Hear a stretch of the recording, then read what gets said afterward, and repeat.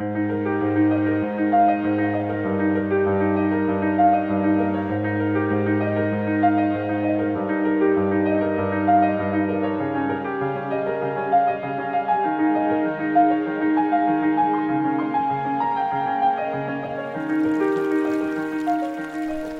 Emily Hughes. I'm the Chief Development Officer at the Little Traverse Conservancy. 53 years ago, 7 gentlemen got together and they wanted to protect what is so special about northern Michigan.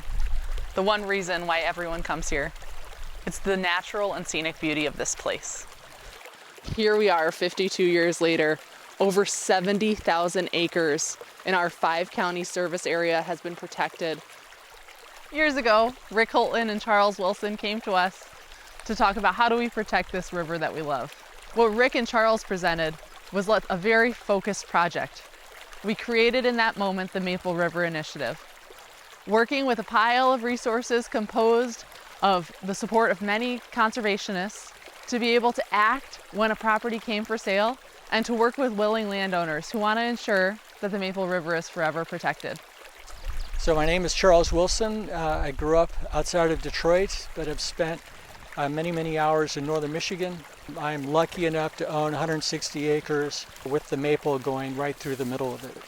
It's a very special place. The maple easily could have taken a turn for the worse back in the 1960s when Ken McLaughlin was able to assemble acreage around the dam site inn. He owned the dam when it blew out. I think it was in 1952. In the late 60s, he actually put a dam back in with an impoundment. His plan was to build 150 homes with a golf course. Eventually, the property was purchased by Packy Offield.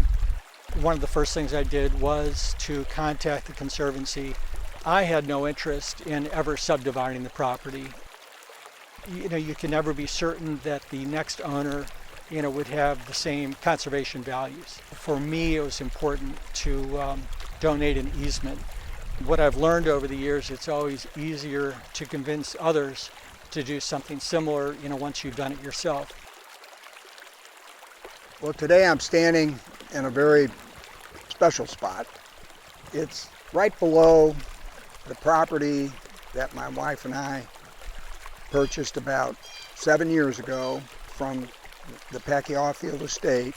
His dream of taking the dam out and restoring the bridge and the ecosystem and open up the Maple River, 57 miles of the Maple River, which has been blocked up for 130 years. This river was unmolested after the logging period. The dam was built to hold the logs, and there was a sawmill here, and Pellston was a thriving logging community. Today, up above and down below, the timber is beautiful. It's created tremendous shade for the river that we've exposed. We have uncapped a major part of the nursery that now exists. Our entire property is wonderful gravel and wonderful spawning grounds, and the fish are already very active in it. And there's a lot of new life coming in above where the dam used to be now. One of the great things about the maple is its history has actually preserved it. It's a very intact ecosystem, and it's healed itself, and nature has brought it back, and all we're doing now is just putting the cap on and letting nature do what nature does best. Conservation Resource Alliance were our partners in the restoration. All that native, natural seed bed is just exploding, full of milkweed, full of smartweed. All these wonderful aquatic plants are all up and down the system now. It's a miracle of nature. I'm going to manage the whole pool as a meadow. I'm also in the process, from the main stem of the maple, I have floodplain. What I'm doing now with Conservation Resource Alliance, we're untapping sediment that has capped artesian springs all up and down the whole 57 miles, bubbled up out of the ground. So clean, so cold. Already it is just healing itself. We have sandhill cranes that are nesting on the property now. We have many ducks, many geese.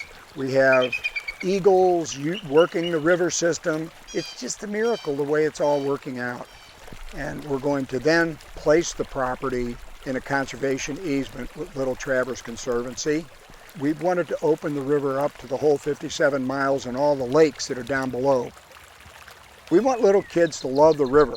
We want them to love kayaking, to love canoeing, fishing. Little Traverse Conservancy is one of the only land trusts in the world that has a fully supported education program that allows us to take thousands of children outside to explore everything from fiddleheads to salamanders and have kids enjoy and understand and fall in love with the natural world so that one day they'll help us protect it. It's just an absolute beautiful river. Love being out in nature, love the cleanness, love catching fish. I've been coming up here since 1955. My father brought my family up from St. Louis. This is the place where Dad chose to come in the summertime to bring his family, and I've never missed a summer since 1955. It was a long project, 7 years. It's taken us to do what we have here today. A power plant put in here and further blocked up the river. That was the challenge. We had to take all of that out. Members of our team, DNR, the native people, all these people came together up at the University of Michigan Biostation.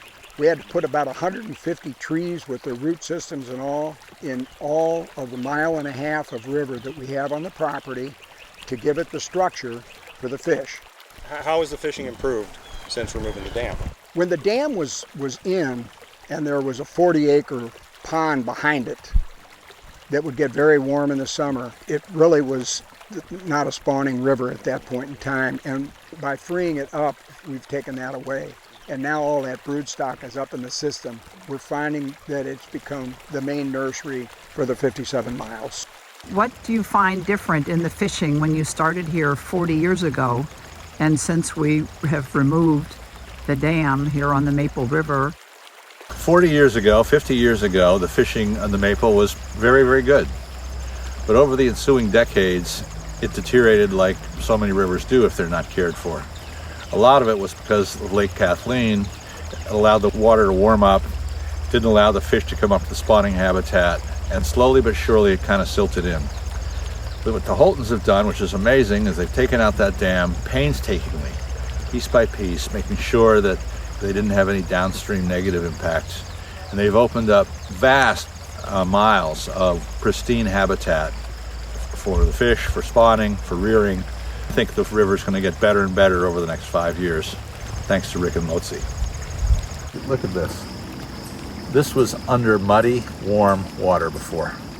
And now we've got a vibrant ecosystem that will be home to all kinds of animal life and, of course, my beloved trout.